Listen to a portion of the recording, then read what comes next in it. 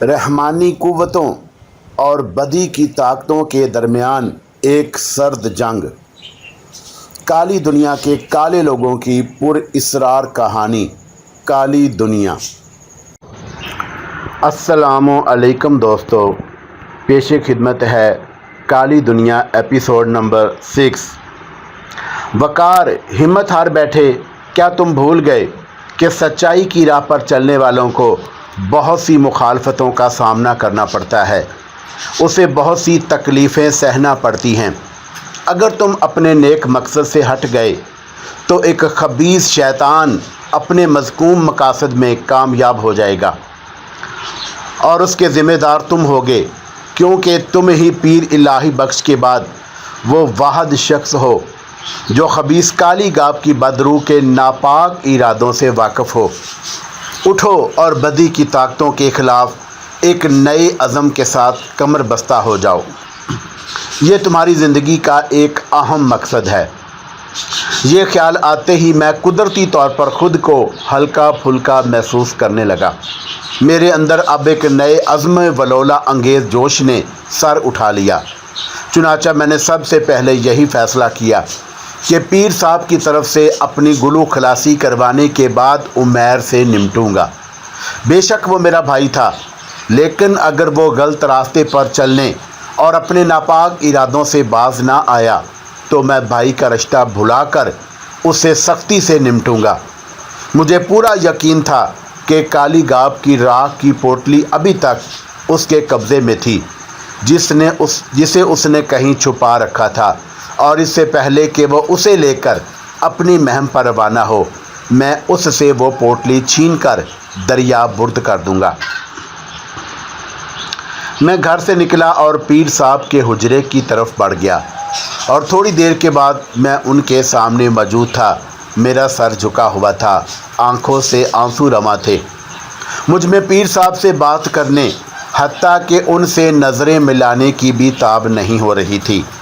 यहाँ रोने की बजाय अल्लाह के हजूर रो नादान, नमाज पढ़ और सजदा रेज़ हो जा, वो रहीम व करीम है, तेरी गलती को माफ़ कर देगा। और पीर साहब की पुरजलाल आवाज़ उभरी।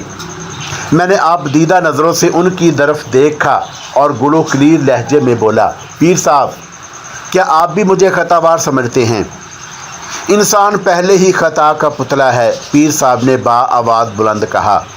पीर साहब, मेरा अल्लाह जानता है मैं बेगुनाह हूँ। मेरे दिल में अभी भी उस मरदूद शैतान काली गाब को नीस्तो नाबूद करने की तमन्ना मौजूद है, और मैंने तहैया कर रखा है कि जब तक उसे नाबूद ना कर डालूँ चैन से नहीं बैठूँगा। मगर मुझ पर ये इल्ज़ाम ना लगाएं कि मैं शैतान के चेलों के साथ जा मिला हूँ। हम जानते हैं कि इस मामले में तुम बेकसूर हो, पीर इलाही बख्श अजीब इसरार भरे लहजे में बोले। तो मैं चौंक कर उनका नूरानी चेहरा देखने लगा। हाँ, तुमसे ये गलती हुई कि तुम एक शैतान के बहरूप को ना पहचान सके, जिसने तुम्हें अपने चेले यानी तुम्हारे भाई उमैर से हटाकर एक शरीफ लड़के कासम से भिड़ा दिया और तुम बिना मुझसे तस्दीक किए उससे जा लड़े। हाँ पीर जी, ये मेरी गलती थी, मुझे आपके यहाँ हाज़िरी देना चाहिए थी, मैंने एहसास शर्मसारी से कहा। ठीक है, हम यही चाहते थे कि तुम अपने किए की सज़ा भुगतो ताकि तुम्हारी गलती का किसी हद तक अज़ाला हो जाए। अब हम अच्छी तरह जानते हैं कि तुम्हारे दिल में उस शैतान की भीख करने का जज्बा शदीद तर हो गया है। पीर साहब की हौसला अफजा गुफ्तगू पर मेरा चेहरा खुशी से खिल उठा। अपना वक़्त ज़ाया मत कर, तुझ पर अब लाजम हो गया है कि जल्द अज जल्द अपना फ़र्ज़ अदा कर और अपने भाई उमैर से जाकर राख की वो पोटली हासिल कर, और ख़बरदार उसे अपना भाई मत समझना, उसे सिर्फ़ एक खबीस शैतान का चेला समझना। जा, चला जा, अल्लाह तेरा हामी और नासर हो। मैं फिर एक लम्हा भी वहाँ नहीं रुका और सीधा घर आ पहुँचा। उमैर आज सुबह ही से गायब था। दोपहर के वक़्त खाना खाने भी नहीं आया और उसने जो नापाक काम करने का इरादा किया था मैं उसे अच्छी तरह वाकिफ़ हो चुका था।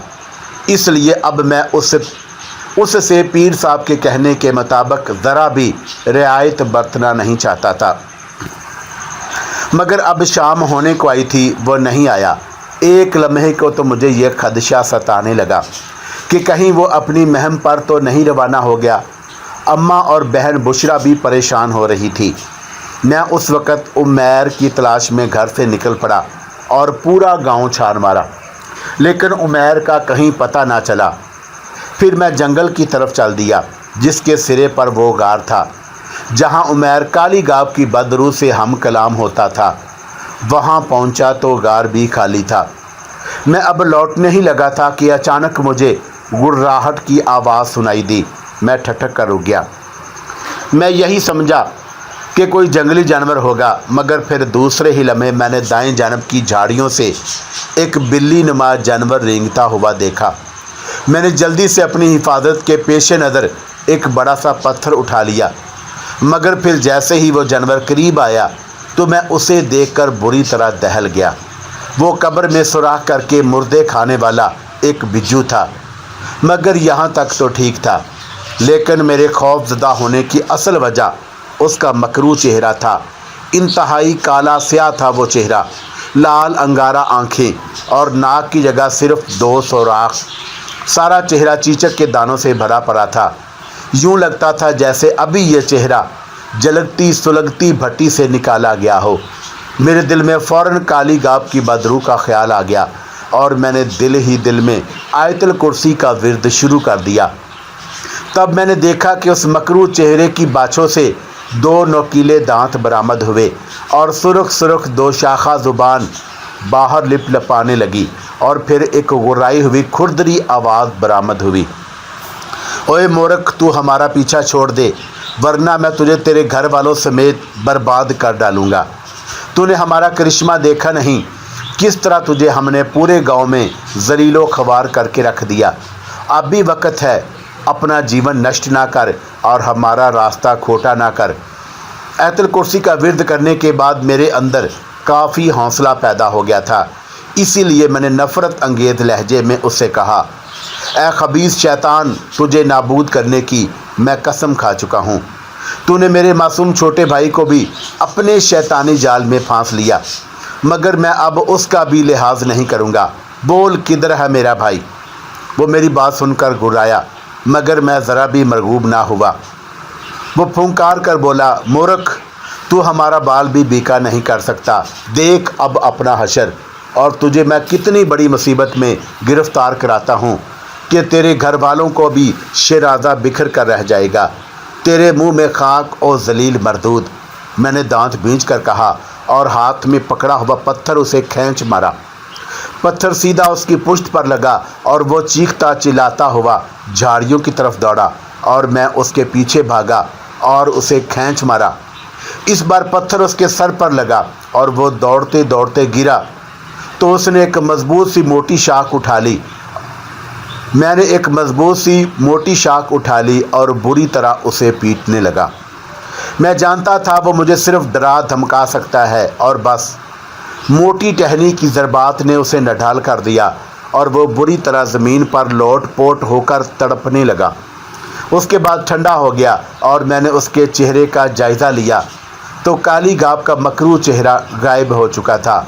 اب اس کی جگہ ایک جنگلی بجو کا چہرہ نظر آ رہا تھا۔ میں سمجھ گیا کالی گاپ کی بدرو نے اس جانور کا بہرو بھرا تھا۔ میں ٹہنی پھینک کر گھر کی طرف چل دیا۔ میرے ذہن میں بار بار اس مردود کالی گاپ کی دھمکی گونج رہی تھی، مورخ، میں تیرا اب بہت برا حشر کروں گا، تیرے گھر کا شیرازہ بکھیر کر رکھ دوں گا۔ اچانک مجھے عمیر کے یارغار فرید کا خیال آیا، جو اس کا جوڑی دار تھا، مگر مجھے قاسم والا تلخ تجربہ ہو چکا تھا، اس لیے میں نے فرید سے ملنے کا ارادہ ترک کر دیا۔ ادھر شام کے سائے تاریکی میں ڈھلنا شروع ہو گئے۔ میں تیز تیز قدموں سے گاؤں کی طرف چلا جا رہا تھا۔ میں ٹھٹک کر رکا۔ سامنے سے مجھے 2 انسانی ہیولے نظر آئے اور وہ بھی تیز تیز قدموں سے اسی طرف ہی آ رہے تھے۔ میں جلدی سے گھنی جھاڑیوں کی آڑ میں ہو گیا۔ وہ ذرا قریب آئے تو میں نے انہیں دیکھ کر پہچان لیا۔ وہ دونوں عمیر اور فریدو تھے۔ یک بارگی میرا دل زور سے دھڑکا۔ پہلے تو میرے جی میں آئی کہ انہیں ادھر ہی پکڑ لوں، مگر پھر اپنا ارادہ بدل لیا۔ وہ دونوں جیسے ہی میرے قریب سے گزرے تو میں بری طرح چونکا۔ کیا دیکھتا ہوں کہ عمیر کے ہاتھ میں کوئی دراز شیشہ ایک کپڑے میں لپٹی ہوئی تھی۔ پہلے تو میں یہی سمجھا کہ کہیں یہ کالی گھاپ کے مردود وجود کی راکھ تو نہیں، لیکن ایسا نہ تھا۔ راکھ ایک پوٹلی میں بندھی ہوئی تھی، جبکہ یہ شے کچھ اور ہی تھی، اور میں نے ان کا تعاقب کرنے کا ارادہ کر لیا۔ چنانچہ وہ جیسے ہی میرے قریب سے گزرے، میں بھی جھاڑیوں کی اوٹ سے نکلا اور محتاط روی سے ان کے پیچھے ہو لیا۔ ان دونوں کا رخ اسی غار کی طرف تھا۔ میں چھپتے چھپاتے غار کے سرے پر آ کر کھڑا ہو گیا، کیونکہ وہ دونوں اندر جا چکے تھے۔ وہ دونوں مجھے جانے کیوں کچھ گھبرائے ہوئے نظر آئے۔ غار کے اندر داخل ہوتے ہی انہوں نے ایک چراغ روشن کر دیا، جو غار کے ہی ایک کونے میں زمین پر رکھا نظر آ رہا تھا۔ میں نے اندر جھانکا تو کیا دیکھتا ہوں، عمیر کا چہرہ فک تھا اور وہ خاصا پریشان نظر آ رہا تھا، جبکہ فریدی کے چہرے پر عجیب سے جوش کی سرخی تھی۔ اچانک عمیر کے ہاتھ میں تھمی ہوئی کپڑے میں لپٹی شے چھوٹ کر زمین پر گر پڑی۔ کپڑا کھل گیا اور سامنے ایک خون آلود چھرا پڑا تھا۔ میں دہل کر رہ گیا۔ اسی اثنا میں عمیر نے جلدی سے جھک کر اس خون آلود چھرے کو کپڑے میں لپیٹا اور پھر گھٹنوں کے بل بیٹھ کر اپنے دونوں ہاتھوں سے غار کی بھربھری مٹی کھودنے لگا۔ پھر جلدی سے اس نے کپڑے سمیت وہ خون آلود چھرا گڑھے میں دبا کر اوپر سے مٹی برابر کر دی۔ میں نے تشویش سے سوچا، کہیں یہ دونوں کسی کا خون تو نہیں کر کے آ گئے۔ ادھر عمیر نے کھڑے ہو کر فریدو سے قدرے درست لہجے میں کہا، فریدو، تجھے یہ اتنا بڑا قدم بلا سوچے سمجھے نہیں اٹھانا چاہیے تھا۔ ارے واہ، یہ تو نے خوب کہی، فریدو ہاتھ نچا کر طنزیہ لہجے میں بولا۔ اس وقت تو کالی گھاپ کے سامنے بڑا سعادت مندی سے سر ہلا رہا تھا اور چھرا تھامے اسے وچن دے رہا تھا کہ میں یہ کام اپنے ہاتھوں سے کروں گا، مگر وہاں جا کر تیرے تو ہاتھ ہی کانپنے لگے۔ وہ تو اچھا ہوا کہ میں نے تیرے ہاتھ سے چھرا لے کر جلدی سے پیر صاحب کا خاتمہ کر ڈالا۔ فریدو نے اتنا کہا تھا کہ میں سناٹے میں آ گیا۔ میرا دل جیسے دھڑکنا بھول گیا، میری کمپٹیاں سائیں سائیں کرنے لگی۔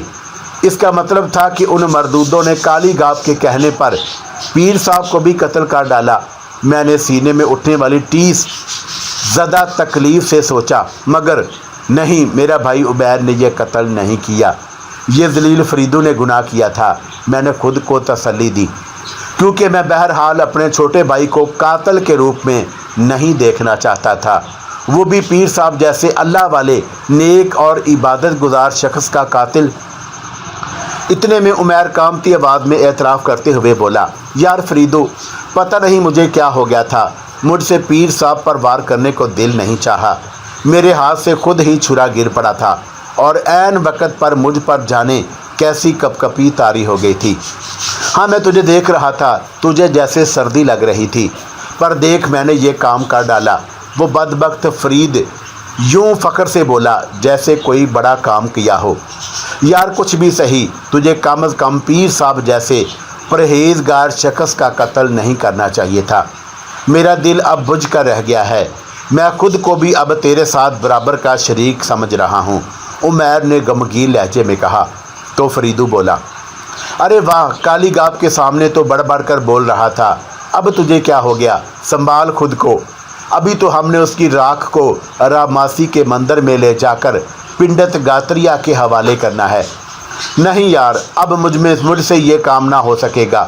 تو ایسا کر، اس سارے شیطانی گورکھ دندے پر لعنت بھیج اور راکھ کی پوٹلی میرے حوالے کر دے، میں اسے فوراً دریا برد کیے دیتا ہوں۔ عمیر نے اس کی منت کی۔ میرے کان کھڑے ہو گئے۔ اس کا مطلب تھا کہ راکھ کی پوٹلی اس کمینے قاتل فریدو کے پاس تھی۔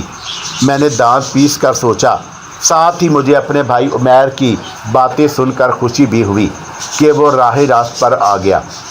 ضمیر کی خلش نے بالآخر اسے اس ناپاک کام سے روک دیا۔ فریدو اس کی بات سن کر حیرت سے بولا، ارے یار، یہ تو کیا کہہ رہا ہے؟ کالی گھاپ کی مدد کر، ہم بہت دولت مند اور طاقتور بن جائیں گے۔ تو بھول گیا، اس نے ہم سے وعدہ کیا تھا کہ اگر ہم اس کا یہ کام کر دیں تو ساری دنیا کی دولت اور خوشیاں ہمارے قدموں میں ڈھیر کر دے گا اور ہم جو چاہیں گے وہ چٹکی بجا کر ڈالے گا۔ نہیں یار، میں نے کہا نا، اب میں تیرا ساتھ نہیں دے سکتا، عمیر نے اٹل لہجے میں کہا۔ میں اپنے ضمیر کا سودا نہیں کرنا چاہتا۔ کالی گاپ ہمارے ضمیر اور حتیٰ کہ ہمارے ایمان کو بھی خریدنے پر تلا ہوا ہے۔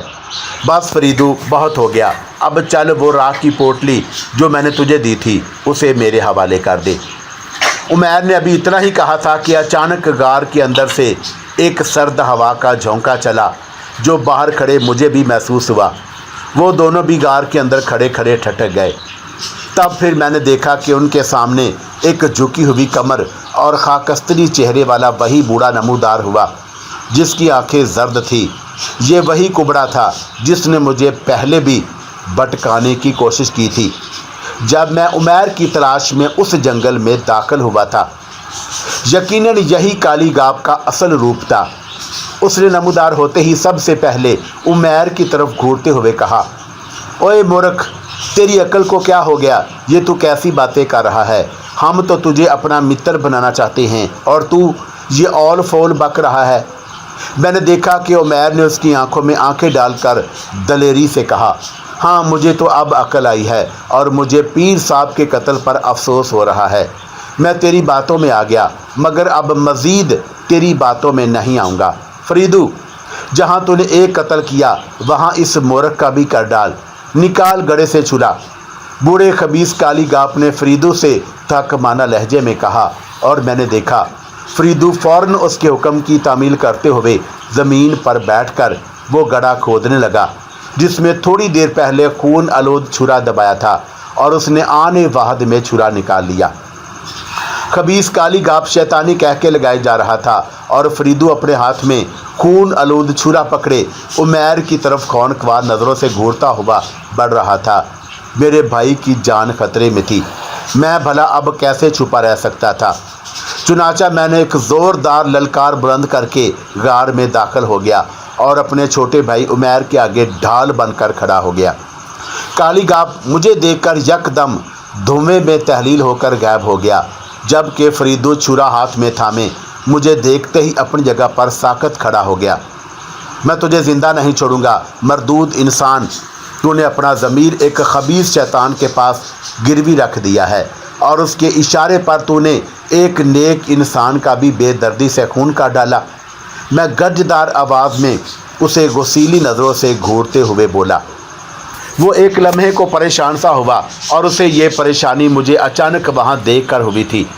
اس نے میری بات پر کوئی توجہ نہ دی اور پھر غسیلے لہجے میں بولا، تو تجھے یہ معلوم ہو گیا ہے کہ پیر صاحب کو میں نے ہی قتل کیا؟ ہاں، کیونکہ وہ تم جیسے شیطانوں کے آگے کانٹے کی حیثیت رکھتے تھے، مگر یاد رکھنا میرا کانٹا تم نہیں نکال سکتے، میں نے جوشیلے لہجے میں کہا اور نفرت سے اسے گھورنے لگا۔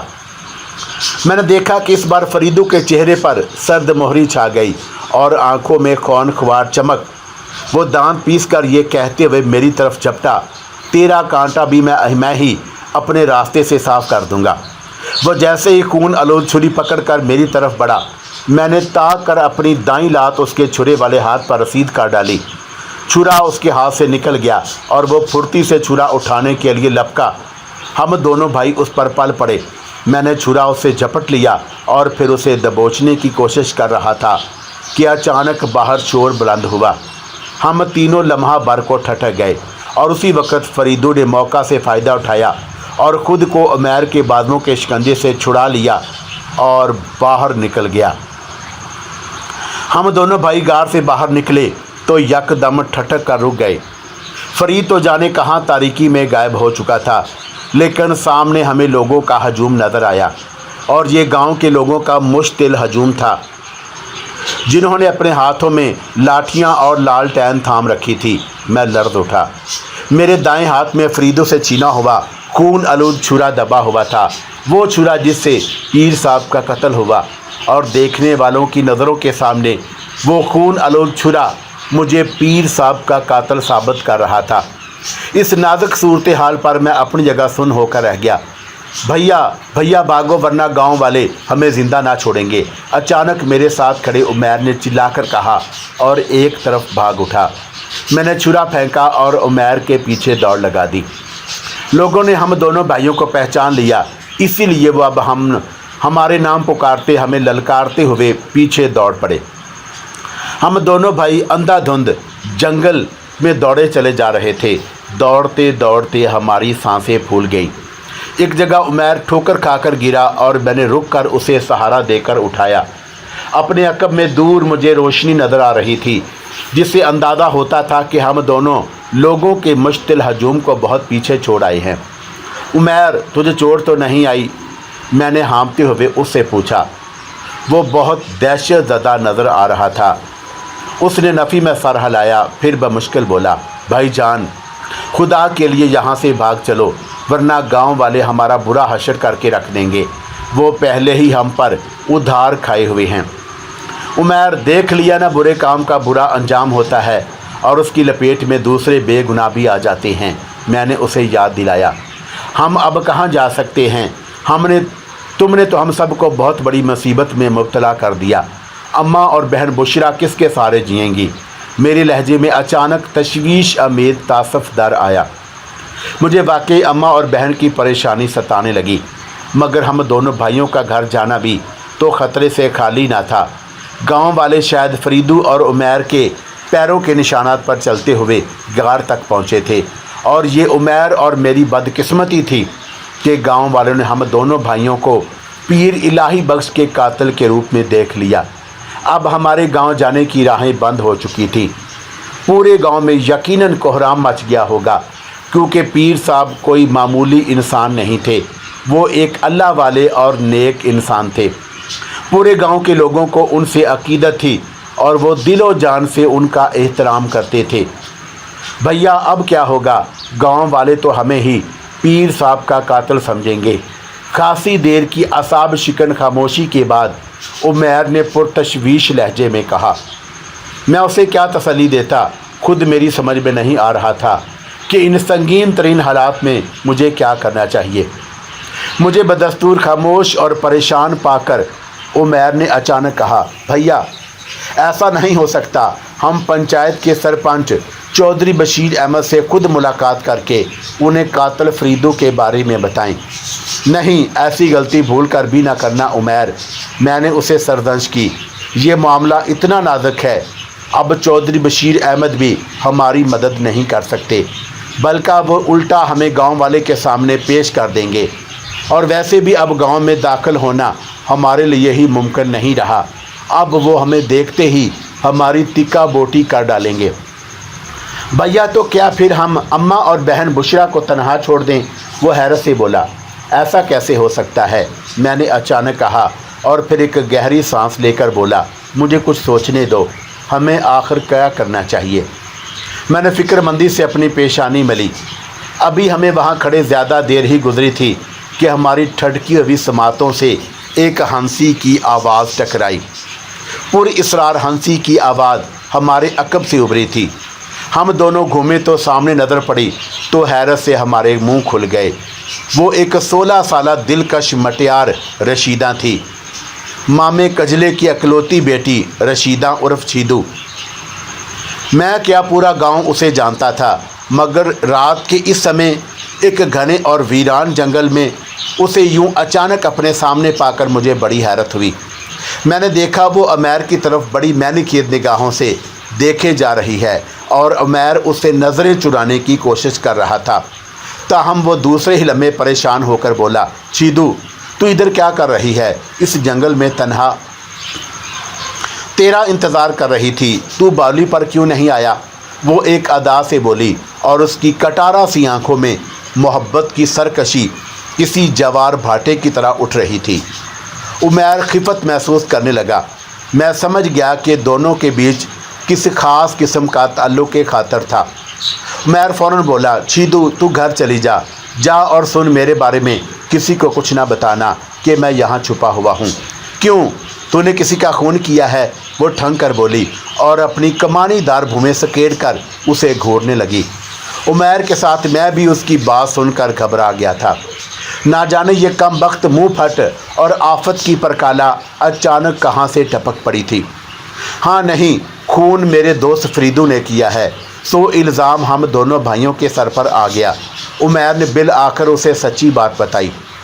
लगता था कि दोनों के दरमियान पुरानी रस्म राह थी। वो एक दूसरे पर एतमाद भी करते थे। मैं खामोश खड़ा था। किसका खून का डाला? फरीदू ने कहा। चीदू की पुरतशवीश लहजे में पूछा। पीर इलाही बख्श का। हाय, मैं मर गई। और उसने अपना सर पकड़ लिया। देख चीदू, तू हमारी मदद कर सकती है, हम बेगुनाह हैं। उमैर मिन्नत करके बोला, मेरी कसम खाकर बता, तूने ये कत्ल तो नहीं किया? मुझे तेरी कसम, तेरे सर की कसम चीदू, मैंने ये कत्ल नहीं किया।